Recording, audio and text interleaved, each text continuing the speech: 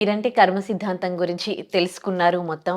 అంత ప్లెజెంట్‌గా ఉండగలరు. కానీ హ్యూమన్ నేచర్ ఏంటి? ఏదైనా చిన్నదేమైనా జరిగినప్పుడు మనసనేది ఫీల్ అవుతుంది, హర్ట్ అవుతుంది, బాధపడుతుంది, ఏడుస్తుంది. ఇన్ని ఎమోషన్స్‌ని కంట్రోల్ చేసుకోవడము సామాన్య మనుషులతో అయ్యే పనేనా?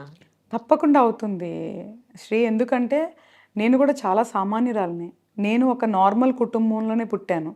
ఇప్పుడు నాకు కొన్ని మేబీ ఏదైనా డివోషనల్, స్పిరిచువల్ గాని ఒక శక్తి రీచ్ అవ్వటానికి కూడా నేను అతి సామాన్యుడు చేసే ప్రయాణం కంటే కూడా చాలా పెయిన్‌ఫుల్ జర్నీయే చేశాను. హ్మ్. ప్రతి దాంట్లో నేను అర్థం చేసుకున్నాను.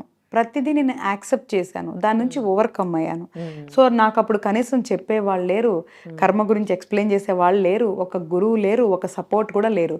అలాగ నేనే ఒక అతి సామాన్యురాలిని ఎంత జర్నీ చేసినప్పుడు anybody can do in this world. ప్రతి ఒక్కళ్ళు కూడా కర్మ సిద్ధాంతాన్ని అర్థం చేసుకొని ఓవర్‌కమ్ అవ్వచ్చు.